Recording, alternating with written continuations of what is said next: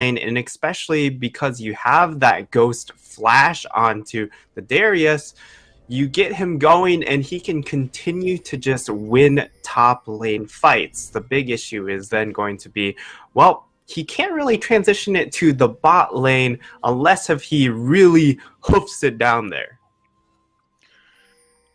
Indeed, and we are on the Rift now. Empire versus Sigma Rebirth. Empire on the blue side, Sigma Rebirth on the red side. And early game, I believe we should be looking at Caspiel and see what he does. Mainly because in the last match he played against WIT, he got himself into a little bit of trouble early. Got caught where he shouldn't have been, being a little bit aggressive with his jungle pathing, and gave up an early first blood. And so we got to see if he does that this game, if he can rein it in, have smarter pathing, because if not, again, scaling composition from Sigma Rebirth, all they would love is a little bit of extra oomph, a little bit of extra gold to get that ball rolling, especially for Kagame or for Inspire. Yeah, for sure. These solo lanes have a huge potential of snowballing out of control. But i7, he's got a tough task ahead of him. He's also bringing out the curveball Shen jungle. I definitely want to see this. I certainly will be following it on the mini map quite a bit, and then trying it out in not a solo queue game, as I'm pretty sure I would be semi-griefing there, but I definitely want to see it in action. Yeah, I have a friend who's a huge proponent of Shin Jungle, but like you said, that is solo queue, and our win rate together when she plays it is not that good. But at the same time, we are not 5v5 competitive players. I'm not on a Southeast Asian team that is trying to get a chance to move on. So it might just have been skill difference. Who knows? As i7 already working his way toward the river, toward that Scuttle Crab, while Caspiel is going for the invade to take his blue butt. That vertical jungle already showing itself. Yeah, I think if vertical jungling does end up coming through here, it does favor the Shen quite a bit. Given the fact it does give him knowledge of the fact that, well, Jarvan is down in the bot lane. And if you want to talk about 1v1s, the jungle matchup is not one you want to get in if you are i7, because Shen into Jarvan does not seem like fun. Look at the bot lane. You have Caspiel sitting over the wall. He was looking for a gank in that tri-bush. They might be going for a tower dive here if they can get the wave pushed up far enough. Let's give it a second to formulate, and that will be it. The Shielderan doesn't really hit anybody, though, and now the counter gauge comes through, but a nice flag and drag gets first blood for the Ezreal. Great plays by the group of Team Empire. What looked like it was going to fall apart as a gank, it's saved by their jungler, and now they found the Xayah. Zinogre, he doesn't have any ability to run. He already used his flash, so now he will go down 2 for 0 in favor of Empire. In the top lane, Shine has to find a way out. He won't be able to. The Shroud protects i7, and so a response comes through for Sigma Rebirth, but not before 2 kills go over to Empire. Wait, the teleport, he could get redove here, but it does look like he's going to have his Rakan back there for him to rejoin him. So that'll keep him safe. But nice exchange coming out from Rebirth.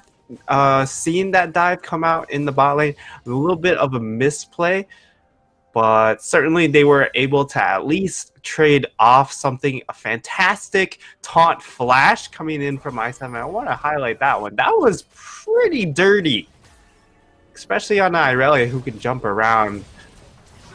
A little bit over. Staffaroth trying to stop recalls, will be saved by the Guardian. Cheeky play right there, making sure they don't get off that good recall to get Ezreal some items early, keeping him in lane, which at least gives them a little bit of a breathing room for now. Xayah has a long sword, but has a catch-up. Didn't want Rabina coming back with any items that they could use to bully the lane, but J4 already picking on his bot lane. Yeah, he wants to really make things happen. Yeah, but he has to get away. I don't believe, well, Cher had flash, didn't want to use it just then. Shine's in trouble again, will get taken down. Shine just playing a bit over-aggressive, gets taken out. And so now that's the lead that we said we didn't want to see on Inspire. Yeah, and Inspire's in a great position here. Also, the fact that because they just have the knowledge of J4 trying to punish this bot lane so hard, that means they can do whatever they want up into this top side. And Shine does not have his teleport to get back to lane. So these are going to be some very important turret plates now being taken by Inspire in I7. And now another recall will come through for Inspire. He already had the Raptor Cloak and then go back and get some items that he can use to play the lane even more. And as you said, now I7, he's gotten Inspire that lead. Now the rest of Sigma Rebirth's plan can come into place. They have an Ocean Drake to play around if they want to. Of course, Inspire doesn't have a teleport this game around, so if they want to make a play around there, they have to set up a lot earlier, which might give Empire a little bit more breathing room as they're setting up for another tower dive. Yeah. Oh, and the double taunt flash comes through. Zinogre, there's not much you can do about that, and Zaphiroth will follow his laner, his lover, to the grave. Eventually, well, they're trying to clear the wave. He might survive. I mean, he's going to go down eventually, but what more can he do? Oh! He tries to flash back. Ezreal still gets a kill. He flashed right into the Q, the Mystic shot. He did buy enough time here for I7, though, to come down lane and maybe save some turret plating. Yeah, he's going to save a little bit of cash in that regard, but just a little bit of a flub there from Zaphiroth expending the flash. Probably wasn't going to be able to get out there, given the fact that he just didn't have the HP bar just to really make it out alive. And again, it just comes down to what we highlighted pre-game. It's just a very polarizing map. Kagame stunned up there is going to take a lot of chip damage. But again, both these teams have very clear-cut ways they want to play the game. Empire want to pound the bot lane, and Sigma, they want to make sure that Inspire is the one leading the charge. And Sigma, to give them credit, has been doing the best they can to play their own win conditions. As you said, 2-0 on Inspire, working toward that first item. Definitely has a lead here in this top lane, but they haven't done a lot, in my opinion, to stop Empire from getting to their own win conditions. Empire, we said, wanted to come in, wanted to focus bot lane, and now they're not playing on a Zac, they're playing on a J4. They can do it a lot earlier. They've already done so, having 4 kills in total on the enemy bot lane. And also, Kirino has kept Kagame in this lane, so he hasn't been able to roam as much. Not that it's mattered, because I7 still has been able to get 2 successful ganks off, but it's to note that Kirino is already winning this lane when we said that mid lane priority would be another key to both these teams' success. Yeah, for sure. And if you look at the Zayas farm, it's just, woo, it's really rough. 37 CS. You're that feels bad, 20 man. CS down to an Ezreal already. It's a big yikes. And right now, it just comes down to being able to get any sort of vision coverage down in this bot lane to guarantee yourself that you're not going to get dope again and again.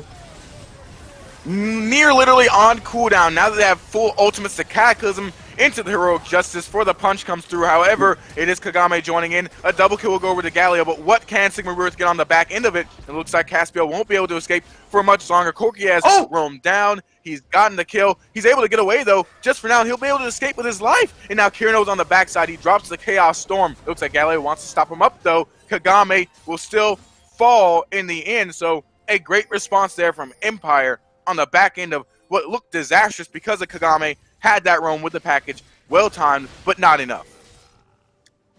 Yeah, and Kagame also autoed a ward. Oh, here comes the dunk. And almost turned around. All right. No, the heal, but the minions gets the kill. The minions do it. So a nice trade from Shine, what looked like a bleak situation. The Vanguard's edge bought him enough time to get some autos back in. And then the tower plus minions, they clean it up. They help him out because that's what they're supposed to do. They're on your side. And 8-4, about to get to the 10-minute mark. Empire still has a 3.2k gold lead.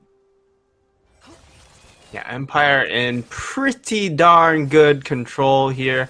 Just from all of that bot lane pressure, getting that, A, you get the kills, and B, you get this huge CS differential onto your Ezreal as well. And Ezreal, as we know, once he hits those 2 items, he can pretty much wreck face.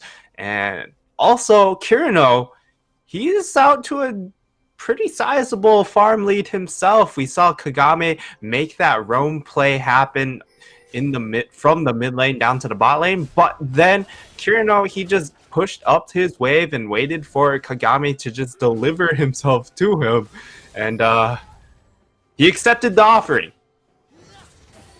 Yep. I mean, who wouldn't? It's a free kill on a Corki.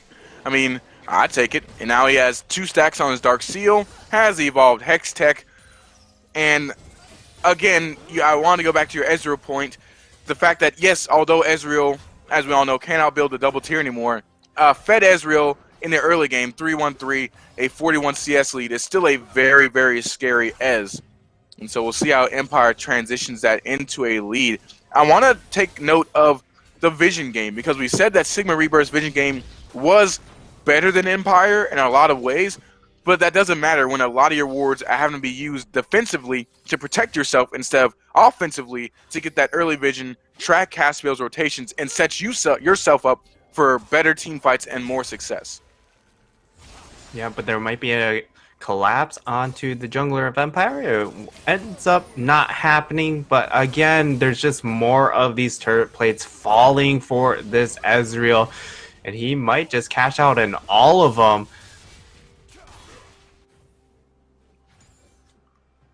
As it's just going to be that one turret plate left. Yeah, it's in this early game. We're only 12 minutes in. Your turret's already about to fall. That is not.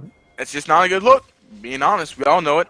And now they already have 2 working on 3 turret platings in the mid lane going down. Cher has roamed over to make sure that his mid lane does not get egressed by Zaphiroth. And I mean, Empire, we can see why they're such a dominant team, such a dangerous team in this group, 3-0, because it just feels like at a skill level, they play so much better in lane. It's not the win lane, win game mentality, of course, but still, it works and it happens. In the top lane, Inspire will pull in Shine for just a second. Shine goes back in, just trying to clear the wave, and now it looks like Ocean Drake will be taken by Caspiel because there's nothing that Sigma Rebirth can really do about it. Yeah, they just don't have that control in the bot side ever. And that just snowballs into Dragons. We'll have to see if the response play does come out from Rebirth as far as making a play onto this Rift Herald, because that's going to be very important, especially if you can open things up for Inspire. If you can break open that top tower, it might free him up to make some plays, but the rotations... It looks like Empire again, the Vanguard's Edge from the Heroic Justice. Shin Ultimate, though, does buy some time, but not enough. I7 is just going to join his top laner in death. He does have the stopwatch, but a double stun coming in from Irelia should secure the kill. Shine picking up 2, and now they're going to start working on this top lane turret. The package comes through for Kagame, and they even find Sephiroth, though. He uses the quickness to buy a little bit more time, and although Kirine does join the fight, not able to pick up the kill. So although Inspire and I7 fall, they're able to hold on to the turret for now, but Empire, they look like they want to dive, and there goes the flash, the taunt, the knockup, the kill will be there, and it's just going to be a cleanup for the side of Empire. Yeah, Zenogre is going to be get one at the end there, but all in all, a heavy trade going in favor of Empire. They're also going to be able to cash in on one more plates before plating ends up falling, and Rabina, this guy is an absolute terror. Has both his items completed, just waiting for the Muramana upgrade now. And he has the Sork boots on top. It does make me think that he's going to opt in for that third item, Ludens. Just because it gives you that, the mana and also the magic damage for your ultimate. We have seen that as an adaptation, as a replacement for the Archangel staff, but we'll have to see if it comes through, because there are a lot of AD carries that still do like that Blade of the Rune King, going back to the traditional Ezreal build. And the thing that's kind of surprising me about this match is Rabina, when we were talking before the game, we recognized that he got a lot of his team's resources and a lot of Caspiel's jungle presence. But when he played Kalista, Inspire has to use Flash just to escape the Cataclysm. When he played against in his last game, to me it felt like he didn't have a lot of power presence in the game. He was a Kalista, so obviously had objective control, but it wasn't a lot to write home about. This game, though, it does feel like Rabina's taking over. Yes, you're having a great performance from Kirino as well. Yes, Shine is doing his best to keep Inspire down, but Rabina is showing up in spades, already has double items, 127 CS, 3-1 and 8 as we said, and this guy is starting to show out. Yeah, and the poke raining in from this champion is just going to be absolutely insane. Cher might get caught out here. He does. He ends up falling, but look how much Sigma Rebirth had to use just to take out the Galio. A nice flag and drag with the kill, and a teleport coming in from the bush will include the Vanguard, which hits 3 people. The Featherstorm will be there to try and escape, but it won't be enough. There's 1, there's 2, give him the trace, and a triple kill coming through for the Irelia will set up Empire to take a tower. There aren't any other neutral objectives there, but my God, what a great play coming in from the Empire top lane. Yeah, and when you see these leads come from Empire, they just take it and absolutely run with it. Now they're going to be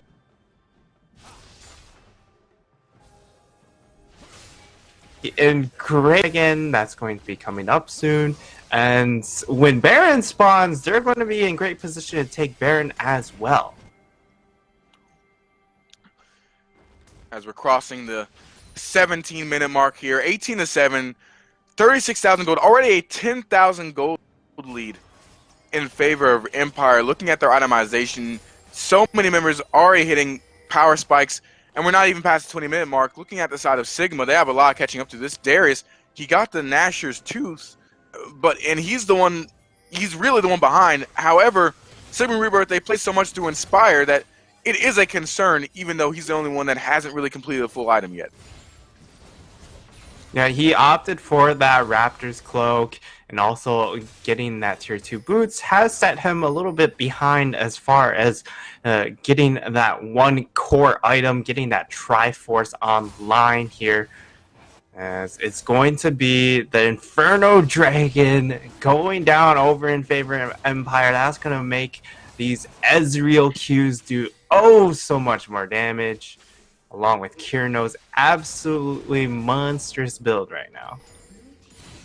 Yeah, it's just not a good look. That is not it. I'm going to keep it a buck with you. It's in that 10 stacks of the Dark Seal, 4-0-4. And, I mean, it's looking very, very bleak for Sigma Rebirth, but Empire has been known to be a little bit reckless. As that damage, taking Kagame down to half health off of one combo.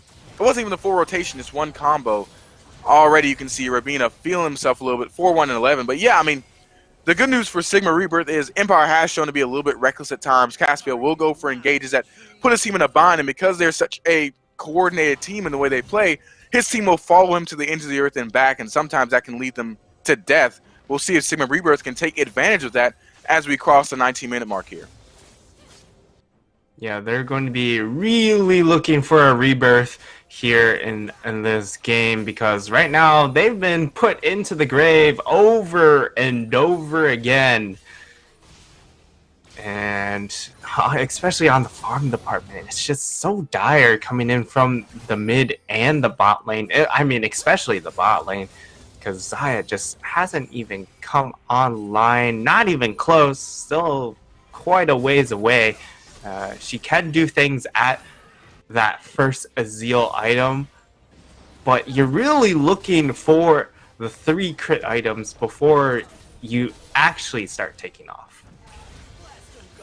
Yeah, one of the fears that we had coming into this series was both these teams, they play similarly in the way that they play their early game, trying to play through that top side of the map and then transition to the bottom in a way.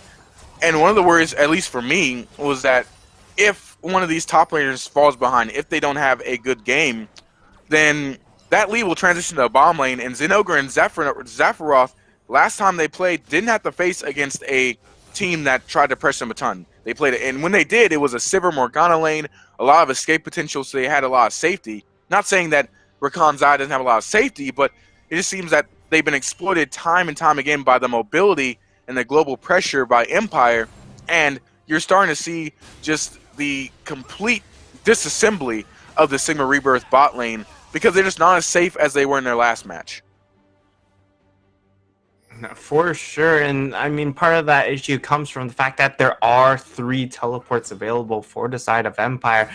Sure, the Ezreal teleport is a little bit inconsequential in that regard, but there's still 2 that you're running onto the solo laners, and if you're looking over on your side, your Darius is forced to go Ghost to make sure that he can look for these engages to make sure he wins these 1v1 trades. And it's, again, as you mentioned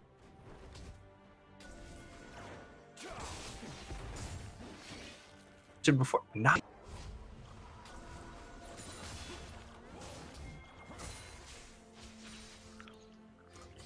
yes, indeed, as we start to see the beginnings of the Baron dance, Empire laying down vision wards all throughout Sigma Rebirth's red quadrant jungle. Shine already on the push. Looks like they're going to go for a pseudo 4-1, just transition between lanes. Standard League of Legends takes an inhibitor turret by himself because Sigma Rebirth, there's nothing they can do to answer. It's a 13,000 gold lead at 21 minutes. And now Empire's going to go ahead and start this Baron. Yeah, things are definitely rough. You see, Rabina already has that Luden's Echo that I mentioned that might come through for the Ezreal, has indeed come through for him. And these ultimates are going to be able to rip through people, as Kagame does experience a little bit of that AP damage as well. All right, Vanguard's Edge.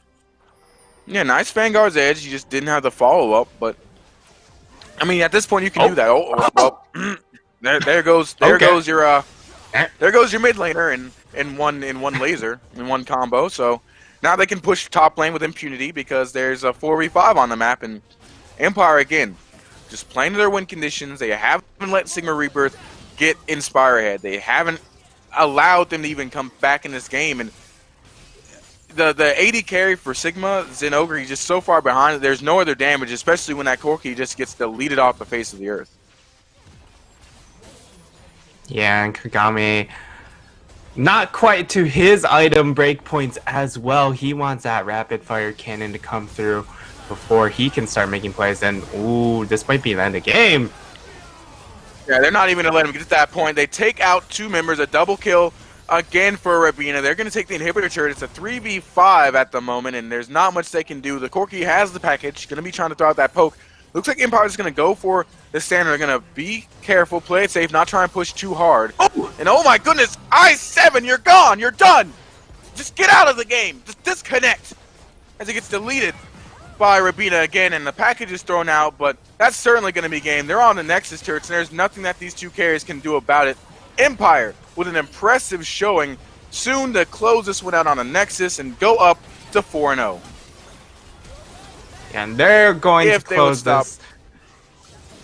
Yeah, it's like if they would stop, fighting and yeah, I gotta make the numbers look nice. But there you go, game over. Empire with the victory, moving up to 4-0. There wasn't much that Sigma Rebirth could do about that game.